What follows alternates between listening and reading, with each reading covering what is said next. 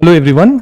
इस सेशन में हम लोग देखते हैं कि आपका एनटीपीसी का एग्जाम का डेट तो अनाउंस हो गया है और सिटी इंटीमेशन भी 19 तक जनरेट हो चुका है। तो अभी हमारे पास बहुत कम समय है। अब इस कम समय में क्या करना है कि प्रीवियस ईयर क्वेश्चंस जो जो भी पूछा गया है उस पर हम लोग थोड़ा सा ध्यान देते हैं कि उसमें जो इंपॉर्टेंट क्वेश्चंस लग रहा है, जो क्वेश्चंस लग रहा है कि ज्यादा रिपीट कर रहा है और एक्सपेक्टेड है कि इस बार भी वही पूछा जाए, तो हम लोग उस क्वेश्चंस को देखते हैं। ठीक है, तो स्टार्ट करते हैं इस सेशन को। ये सेशन बहुत छोटा रहेगा और बहुत अच्छे अच्छे क्वेश्चंस को इसमें डाला गया है। ठीक है, परसेंटेज से जो जो क्वेश्चंस लास्ट टाइम बहुत ज्यादा रिपीट हुआ था, तो वो क्वेश्चंस को हम लोग एक बार देख लेते हैं। जैसे पहला क्वेश्चन है,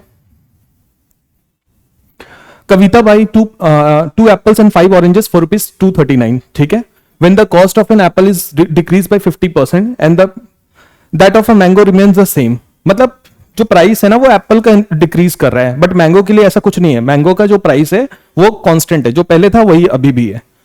अब कितना हो गया? Then the cost of 2 apple and 4 mangoes will be कितना? ₹184। तो what is the original cost of 8 apples and 8 mangoes? अब आप क्या करोगे ना, इसको इक्वेशंस बनाना स्टार्ट करोगे। यहां इक्वेशंस बनाना नहीं है।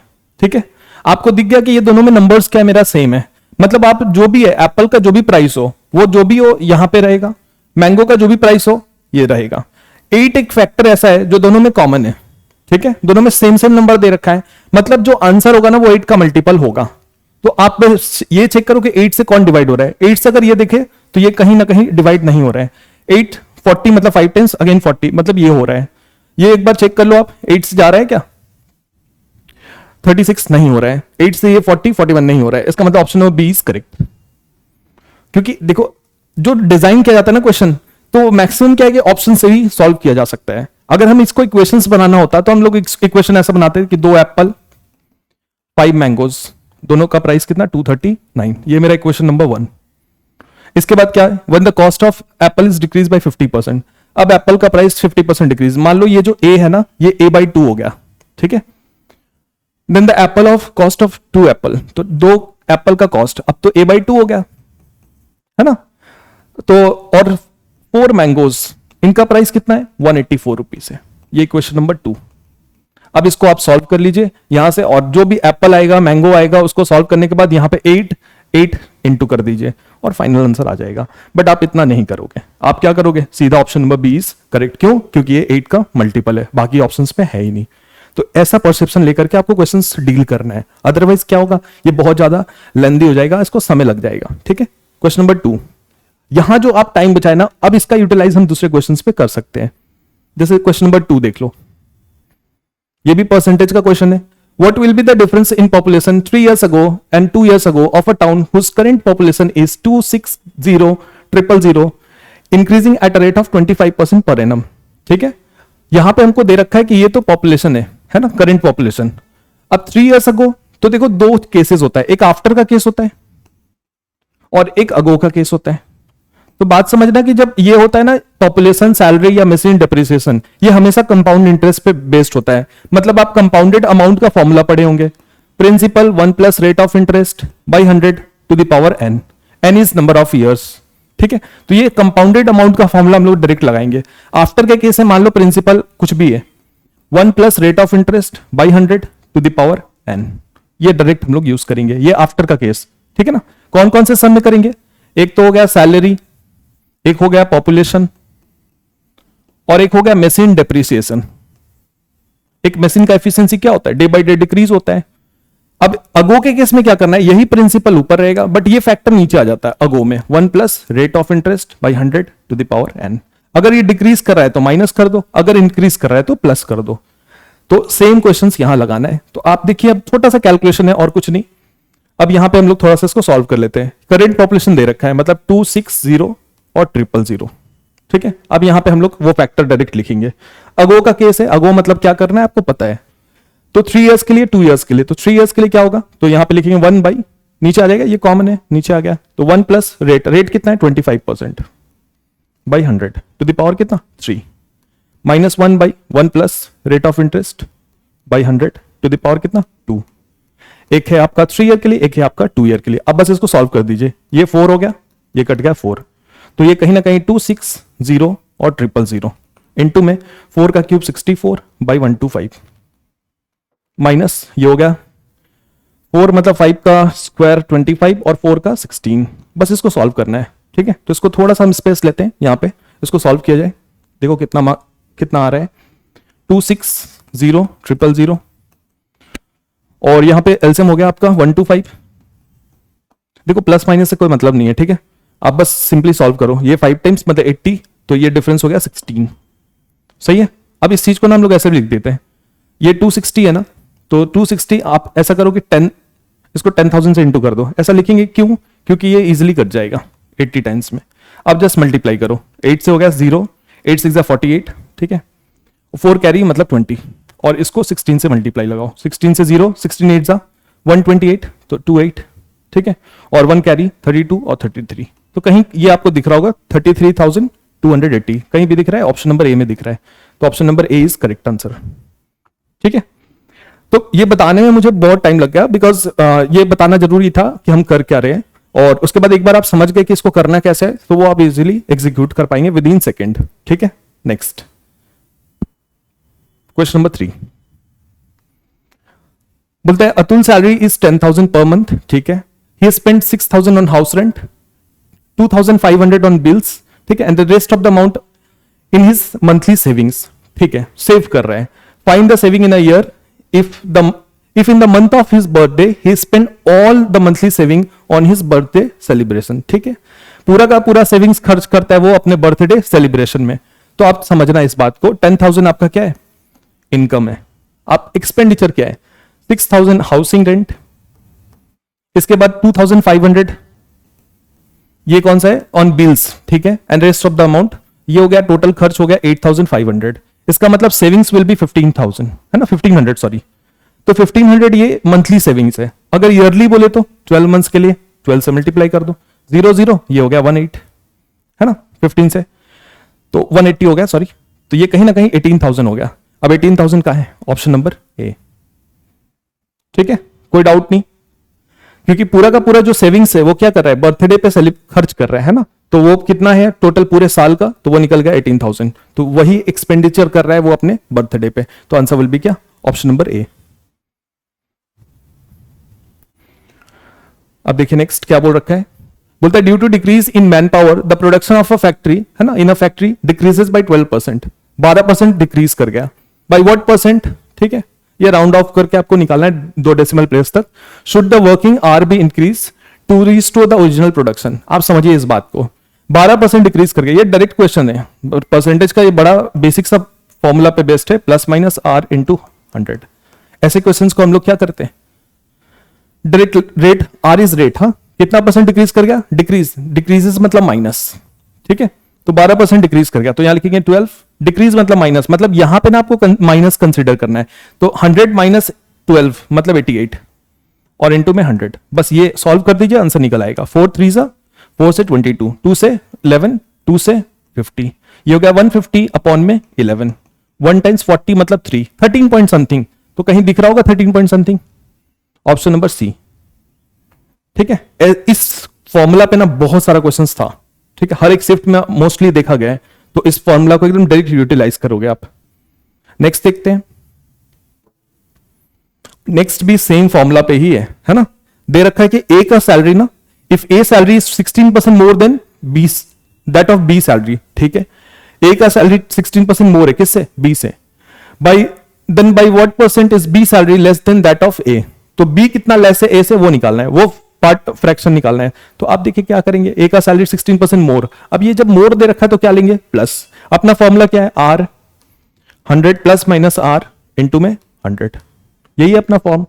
आपको रेट दे रखा है कितना है 16%, आप पुट कर दो 16, अब यहां मोर मतलब प्लस, तो 100 प्लस 16, तो ये हो गया 116 इंटू में 100, आप कैंसिल कर दो इसको, 4 से 4 टाइम्स, 4 3 सॉरी 4 2 और 3 6 मतलब 9, देन 400 बाई 29, अब ये कितने बार में जाता है, 1 टाइम्स में, ये हो गया मिनिमम 3 टाइम्स, ये भी अगेन 13 पॉइंट समथिंग, लेकिन 13.79 भी है, 13.62 भी है, तो मुझे करके देखना पड़ेगा, चलो कर लेते हैं इसको, कोई नहीं, तो ये हो गया आपका कितना 400, और ये आपका 29, 1 टाइम्स में 29 11, ठीक है, 0 3 टाइम्स में 87, ठीक है, यहां पे कितना हो गया 23 हो गया, अब डेसिमल लगा दो 0 हो गया, कितने बार में आता है मिनिमम, अगर हम देखो या तो 6 या तो 7 होगा।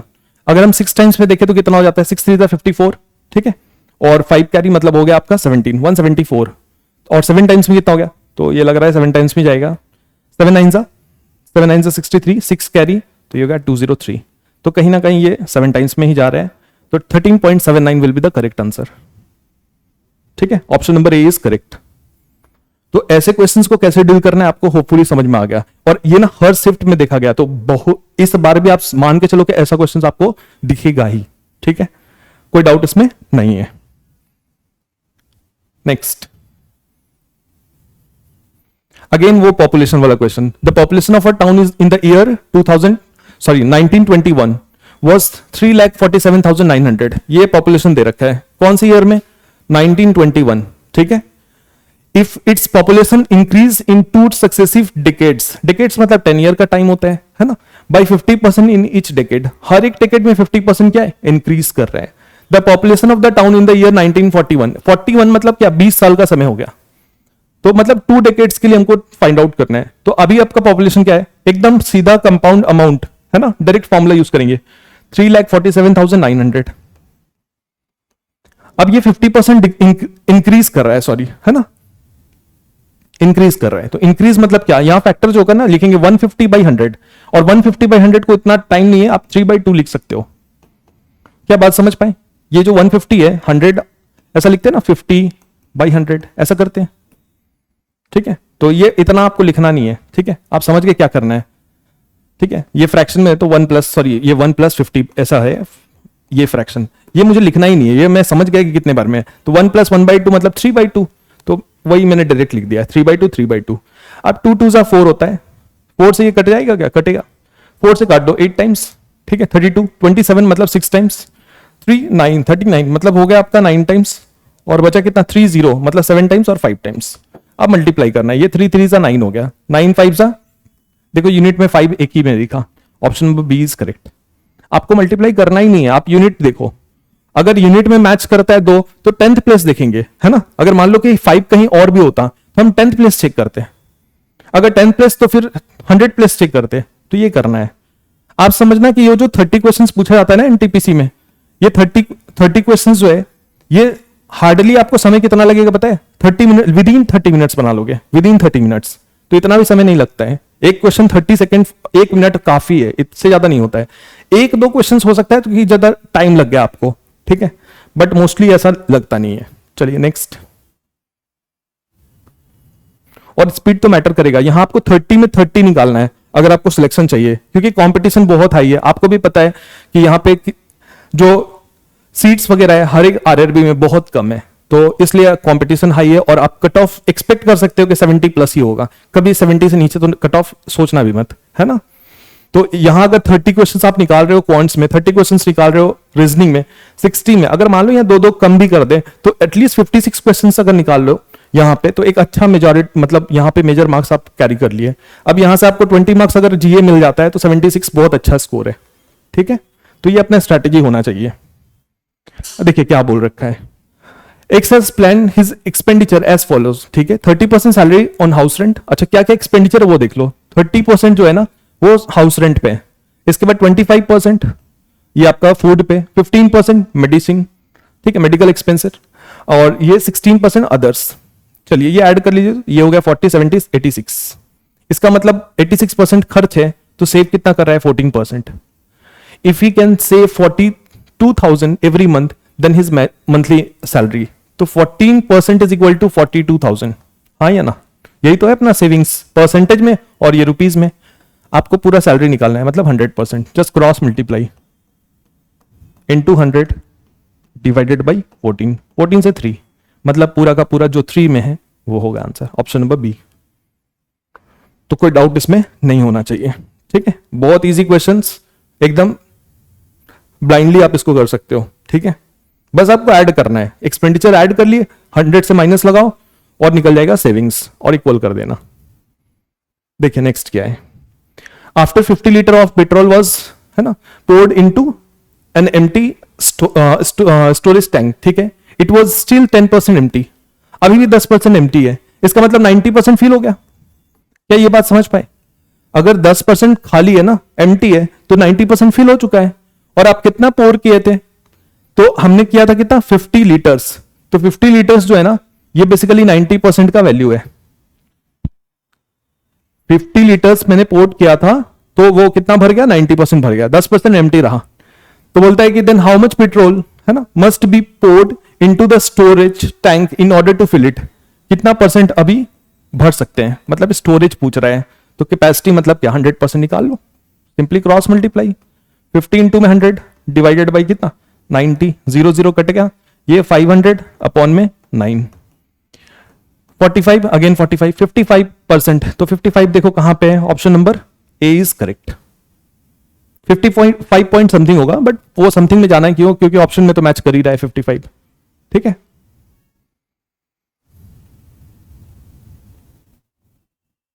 कोई डाउट इसमें? नेक्स्ट, अब ये मार्क्स वाला है ना। कल्पना एंड सुधा, दो लड़कियां हैं, ठीक है, got 696 and 584 marks respectively in the same examination. If Kalpana scored 87 marks, देखो कल्पना का स्कोर कितना है 87 मार्क्स, तो इसका मतलब 87 मार्क्स जो कल्पना स्कोर कर रही है, ये मार्क्स में कितना है कल्पना, 696। आप 100% निकाल लो, पूरा एग्जाम कितने का है वो पता चल गया। 696 इंटू में 100 डिवाइडेड बाई 87। अब ये 87 हम जानते हैं 29 से कटता है, 29 3 सा, ठीक है, या बेस्ट होता है कि 3 से भी कैंसिल कर सकते हैं, कोई बात नहीं, 3 से ही काट लो, 3 2 सा 3 9 सा, 3 से कट गया, 2 3 2। अब 29 से ये कटना चाहिए, है ना, कितने बार में कटेगा बताइए, अभी निकाले थे 29 को 7 टाइम्स किए थे, तो ये पूरा का पूरा 8 टाइम्स कटना चाहिए, तो ये कहीं ना कहीं 800 आ गया। तो इसका मतलब पूरा का पूरा एग्जाम जो है ना वो 800 मार्क्स का है। क्या बोला है, what is the percentage of marks score by Sudha, Sudha का कितना परसेंट वो निकालना है। तो आप सुधा के लिए अगर निकाले तो 584 उसने ऑब्टेन किया है, ये आउट ऑफ कितना 800, तो ये परसेंटेज में कितना है, बस यही निकालना है। तो 584 डिवाइडेड बाई 800 इंटू में 100, तो 0 0 कैंसिल आउट कर दो, 8 से बस डिवाइड करना है, 8 7 जा 56, 2 4 3 टाइम्स, इसका मतलब 73% ने सुधा ने स्कोर किया है। तो इस टाइप का क्वेश्चंस होगा ही, ठीक है, इसमें कुछ भी सोचना नहीं है, आराम से किया जा सकता है। परसेंटेज का आपको थोड़ा सा आइडिया है तो आप इसको इजीली बना लोगे।